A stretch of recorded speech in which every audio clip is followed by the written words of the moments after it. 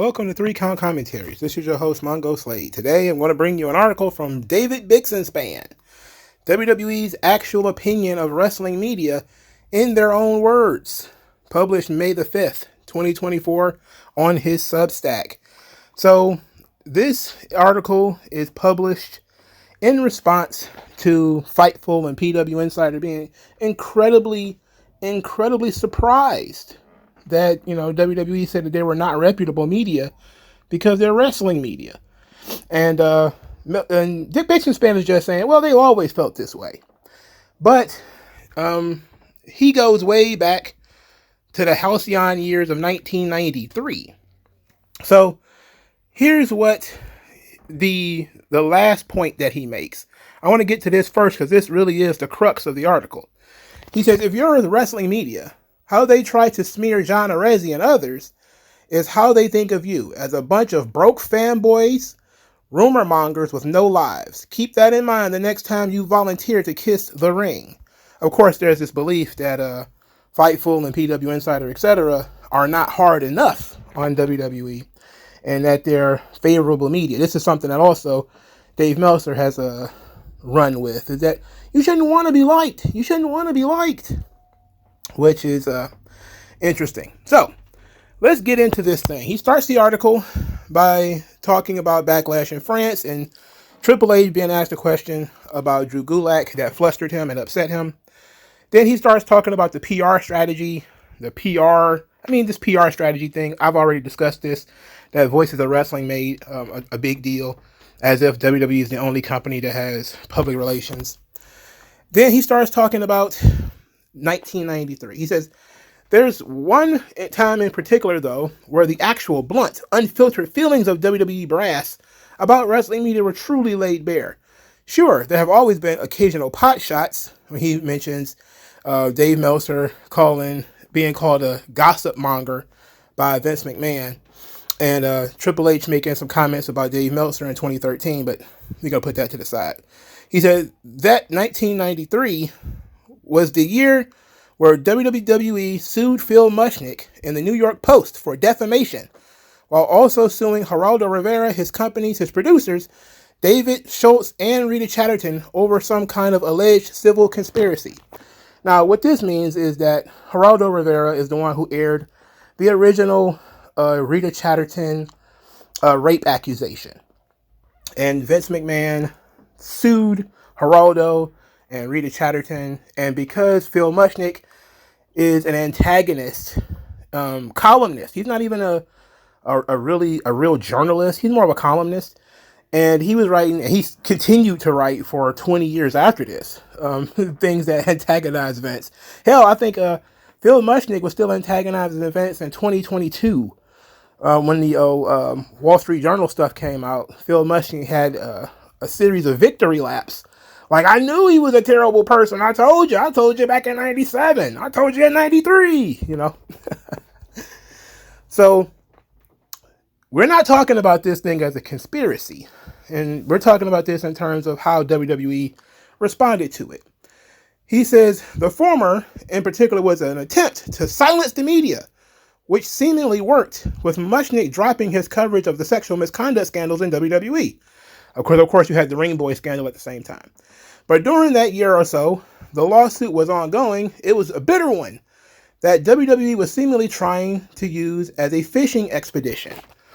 Basically, WWE was trying to figure out who was feeding information to Phil Mushnick in the media, which sounds pretty standard in terms of trying to figure out who was, talking to these people and feeding them stories.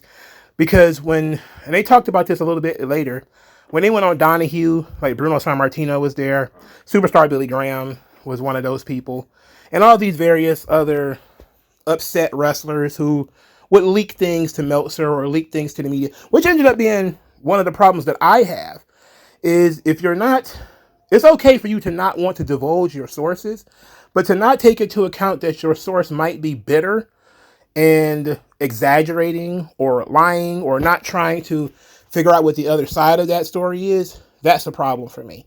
You want to talk to Bruno at this time when he's upset with Vince and he's pissed off and he's saying all these sorts of stuff, that's fine. But at least acknowledged that he is not on good terms with the company. He's not on good terms with the bosses. And therefore, sometimes the things he might say might be colored by how he feels at that time. Because people do this. They do it a lot, actually. And there's some kind of belief that people start telling the truth when they're mad at you. When sometimes that's true, sometimes it isn't. But you have to, if you're going to call yourself a journalist or a historian or whatever, you need to take into account that when you come across information, it's almost always one-sided. And you should never take it as absolute fact if it's one-sided. But there was a series of back and forths during this time. WWE asked Phil Mushnick's attorney to not use Discovery as fodder for their articles, which Phil Mushnick attorney said, well, you guys are writing your own articles in your magazine. Doesn't seem fair to you ask us not to publish articles based off Discovery. So WWE stopped publishing their Now It's Our Turn sort of. It was a series of articles that was published in WWE Magazine during the steroid scandal, in which they attacked some of the people that were involved with, I guess you could say whistleblowing to the media. One of whom was like superstar Billy Graham. So basically, Phil Mushnick was saying, you guys are talking about it. I should be able to talk about it too. But what Jerry McDevitt was saying in his letters was that we're suing you guys. There's gonna be some Discovery. There's gonna be information in Discovery. You guys should not be able to use that as fodder for articles in the future. And Mushnick's attorney essentially said, yes, we should, but I'm guessing due to Bix and Span's wording here, because I don't know what the outcome of this thing was. So I'm going to assume that due to the wording that he used in the article, where he says, which seemingly worked with Mushnick dropping his coverage of the sexual misconduct scandals in WWE, that there was some kind of positive outcome for WWE. So he starts talking about Vince McMahon and Jerry McDevitt. So here is an excellent quote from McDevitt. So McDevitt says on January 5, 1992, Graham and Schultz, that would be Dr. D. David Schultz, who was also fired from WWE in the 80s for slapping Mr. T. I know he slapped John Stossel, right? That's what you think he got fired for. It is not what he got fired for. Everybody continues to tell this lie that Dr. D. David Schultz was fired for slapping John Stossel. In reality, he was fired for picking a fight with Mr. T. But Dr. D. David Schultz and superstar Billy Graham, two guys who were on the other side and was feeding information to the media. So here's the quote from McDevitt. On January 5, 1992, Graham and Schultz then appeared on a radio show called The Pro Wrestling Spotlight, moderated by one John Arezzi. Arezzi has no known job and was a member of the so-called wrestling media, a group of people relied upon by Mushnick in a form of lowest common denominator journalism. These members of the wrestling media, which is in quotes, generally have no real assets, no regular job, and literally spend their lives searching for and printing any rumor, gossip, or dirt about wrestling they can find. Throughout the scandal, Mushnick would wait until something was said by the quote wrestling media, and then he would reprint it. Which sounds a lot like what wrestling media actually does. He sounds incredibly accurate here, doesn't he? So, Bix and Span is incredibly offended by this, right? So he writes, this is Bix and Span. There it is in black and white. These members of the wrestling media generally have no real assets, no regular job, and literally spend their lives searching for and printing any rumor, gossip, or dirt about wrestling they can find. He says, then, as is surely still the case now, that's when WWE thought of the wrestling media. Later, McDevitt continues with that tone in addressing the wrestling media, particularly with bringing up the episode of Phil Donahue show that covered the Titangate scandals. This is McDevitt. He says, on Monday, March 16th, 1992, Mr. McMahon appeared on the Phil Donahue show to try once again to defend his company against a tabloid onslaught. He alone was there to defend the company, and 7 attackers were brought onto the show. 2 of the attackers, John Arezzi and Dave Meltzer, were members of the quote-unquote wrestling media. Neither has ever claimed to have personal knowledge of anything. One of the new accusers was some guy named Tom Hankins. Meltzer had unearthed Hankins a few days before and brought him along. So, if you look at McDevitt's comments, he says that neither John Arezzi nor Dave Meltzer have any personal knowledge. So basically, they print gossip, things that they heard, not things that they know, not things that they can prove. Now, Tom Hankins, that's a name I haven't heard in a long time. Tom Hankins never officially worked for WWF. He actually was there to claim that he offered his services as a jobber to the WWF and was turned down by Pat Patterson, who said that the only way he would work for the WWF is if he had sex with them. So he was there to sort of accuse Pat Patterson of sexual harassment or whatever. But he actually never worked there. So that's what this was about. And then Vixen Span continues. If you read the whole affidavit, you can see that McDevitt, besides referring to wrestling media as jobless fanboys and attackers who unearthed some guy by putting a journeyman wrestler in touch with the Donahue producers, took other shots at the wrestling media. Yes, most people had no idea who Tom Hankins was, but there were other people who literally did work for the WWF who made some accusations toward Pat Patterson. I think Paul Roman was one of them. I believe Barry Orton, the uncle of Randy Orton, brother of Cowboy Bob Orton, he also was, I believe, involved with this in some way. But that's neither here nor there. Then Vixen Span says, most notably, he tried to theorize that the wrestling media were somehow involved in a grand conspiracy. But the key part is the one that I included above. The members of the wrestling media generally have no real assets, no regular job, and literally spend their lives searching for and printing any rumor, gossip, or dirt about wrestling they can find.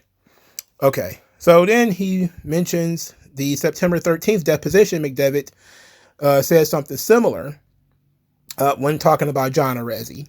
Now, this is very interesting because this is he quoting himself from, because he said he used a deposition from the 1993 Ring Boy scandal. And it's a Q&A in which McDevitt roasted John Arezzi again. Essentially saying that John Arezzi used his radio show to beg for money because he was always broke. So this is what Vixen Span is saying. Well, this is what they think of the wrestling media in general. Well, they were very specific in the fact that they don't like John Arezzi and Dave Meltzer, but this was also 30 some odd years ago. And this is what I mean by the wrestling media can sometimes be very dishonest, because Vixen Span is being somewhat dishonest here. He's talking about people who don't work there anymore. Jerry McDevitt is retired. You know, Vince McMahon is not there anymore. Now, Triple H is still there, and he did mention earlier in the article that Triple H had negative things to say about Wade Keller, but it wasn't like a personal thing. It was Triple H quoting some stuff that he heard about Wade Keller, and Wade Keller needed to respond to that.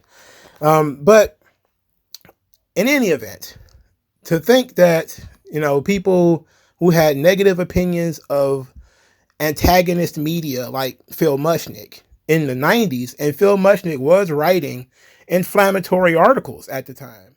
Phil Mushnick at one point in time in 1992 referred to Vince McMahon as, he compared him to Hannibal Lecter, saying that only kind of villains in the world that are as bad as Vince McMahon are fictional villains. I'm trying to find the actual quote. He says, quote, a George Steinbrenner or a Don King pale in comparison. So help us. Indeed, Hannibal Lecter is the only fictional character who comes close. As he's talking about Vince McMahon. This is in March of 1992. So this guy is not in any way some kind of, he's just doing his job level journalist. This guy's an antagonist. This dude is out here taking personal shots he's not reporting the story as it develops, which is what journalists do. They give you the information. That's not information. That is character assassination. So when Vince sued him for defamation, maybe you can't sue journalists for defamation, but maybe you should. That's a different subject. But to sort of tell everybody that, oh, Phil Mushnick, he's just a journalist. Well, he writes in a newspaper, but he's a columnist. When what he was doing was telling people that this guy is the worst person to ever live. It's like, come on, that's not something, that's not information. That's an opinion. And that's how journalists can defend themselves from defamation. They can say, well, that's my opinion. Well, because it was based on fact and he could get sued. But, that's the thing about the media. It's a fact until you start throwing around the word lawsuit. Then it becomes their opinion. Oh, that was just my opinion. But there's a lot of different things like this that Phil Mushnick has done over the years. And look, you don't have to like him. You don't have to dislike him. I think that he does a fairly good job of keeping things, public and keeping the company honest. But he hates Vince McMahon and he hates the company. I mean, it is what it is. And he is negative. You don't have to be that negative to do your job. You can be honest and do your job. We don't need your opinion when doing your job. And I don't know when this video is going up. I don't know if the Meltzer thing is going to come out before or if the Meltzer thing is going to come out later. But the Phil Mushnicks and the Dave Meltzers, they have the same problem. There is this mixture of opinion and fact and editorializing that is all balled up together, and you're not sure what you're getting when you're reading that stuff. It's based on something that could possibly be true and could be based on something that is being reported. But then it veers off into opinion, and then it veers back into the story, and then it veers off into opinion again. And it's like, well, that's fine if you're just a columnist or an editorializer, as Mushnick is. He can base some of his opinions off the story that exists. But he's not a journalist, though. A journalist is searching and trying to dig up stories and bring them to public opinion, the public knowledge, and giving people at least both sides of the story, and is trying to give the people information. Hey, this story is happening. Here's what one side is saying. Here's what the other side is saying. It's leaning more towards this because of this. It's leaning more towards that because of that. And then that's it. And then maybe you could say, in my opinion, and give your opinion if you want to give an opinion, if that is even appropriate, and then you move on. But when you compare a guy to Hannibal Lecter, it's like, come on, bro. What is that? That is character assassination. That is defamation. But when you write for a newspaper, you can always just say, well, I'm a journalist. And then that's it.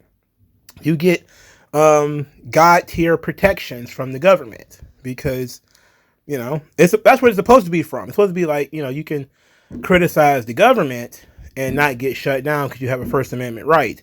But then when you start talking about public citizens, well, that's a little bit different. You can say whatever you want. This is why, gossip columns can exist.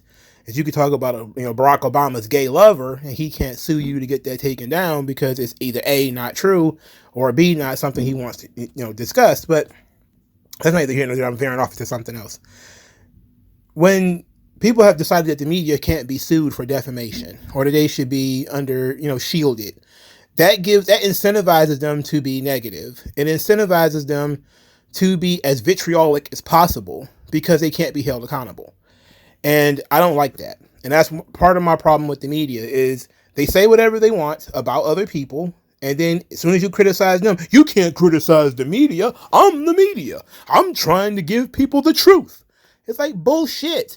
You have this incredible God tier protection from defamation lawsuits that allows you to say whatever you want for the most part, and you can't be sued. So you are incentivized to be a propagandist. There are very few ways for people to hold the media accountable for out of line things that they say and do. And anytime somebody even just goes public to say that the media are liars, they get attacked as being fascists who hate the media because they hate people who tell the truth because, it's axiomatically true that if a person is a journalist, then, the human penchant for lying, well, that doesn't apply to them. As soon as you apply for a job at the Detroit Times or the Detroit Free Press or the New York Times or the New York Post or whatever, and you get that job, lying disappears from your being. Like, you become incapable of lying anymore. You become incapable of being an ideologue. You become incapable of all the horrible things that us normal people have. When you're a journalist, well, that stuff doesn't apply to you anymore. But then there's also all of these rules that prevent people from holding you accountable for all the terrible things that you say, even though as a journalist, you should be held more accountable. Just like a police officer should be held more accountable when he assaults somebody, because there's an element of public trust that is embedded in the police officer. We take what police officers say in some ways as being axiomatically true, because when you're a police officer, you become incapable of lying. It's stupid, right? People don't stop becoming human beings just because they got a job. So whether they're the president, a senator, a police officer, a doctor, or whatever, the likelihood that a person is lying is pretty much the same. Now, can you prove somebody is lying? It's a completely different thing that requires information and evidence, etc. But the journalist class, they want the esteem that is given to police officers and firefighters. This is why they call them the fourth branch of government. But they don't want the accountability that come with it. If a police officer commits a crime against you, that is in ways worse than a regular citizen committing a crime against you. And it should be seen the same way when somebody in the media doxes you, attacks your character, tries to destroy your business, tries to destroy your life.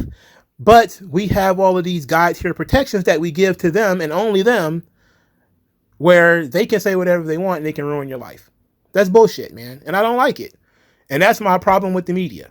But that's neither here nor there. I veered off into a rant, attacking the WWF as a company, attacking Vic McMahon personally, etc., especially during this Rainbow scandal, because Phil Mushnick doesn't like wrestling. He was never a wrestling guy. He's a sports columnist, but pro wrestling is more pop culture. But he has, for 30 or 40 years now, taken shots at Vince McMahon. Well, 30 years at least, of him taking personal shots at Vince McMahon, taking personal shots at the WWF, highlighting negative stories, etc.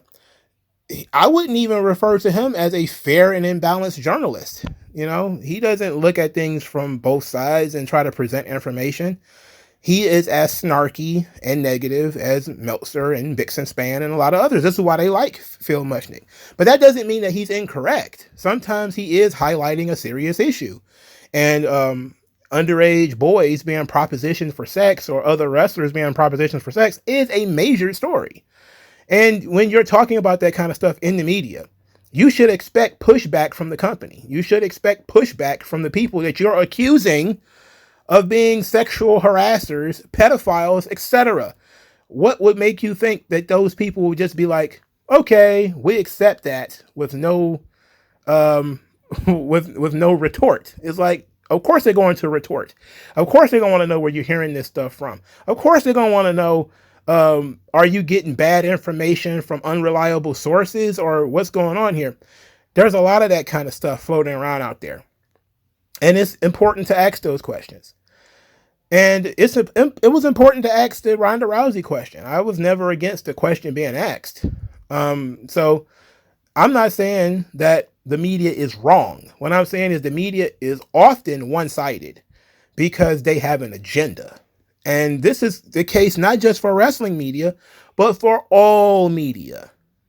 All media is just propaganda for one side or another. Very, very rarely do you have people who take the time to do, this is what one side says, this is what another side says, and promotes both sides fairly. Very, very rarely. Because to be quite honest, if you're given 100% or as much information as you possibly can, and you come to the wrong outcome, then they'll feel like they did something wrong.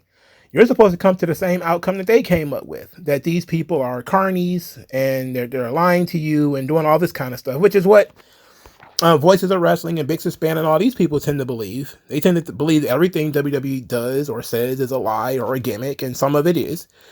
And therefore, it is your job as the media to antagonize them and find out the truth, instead of saying you can investigate claims that are being made without the negative coloring of it. You don't have to accept what people are saying as true. And when you end up doing stuff like that, you end up with situations like what happened on Donahue. Because you mentioned the Phil Donahue show, you mentioned the steroid scandals and all these sorts of things.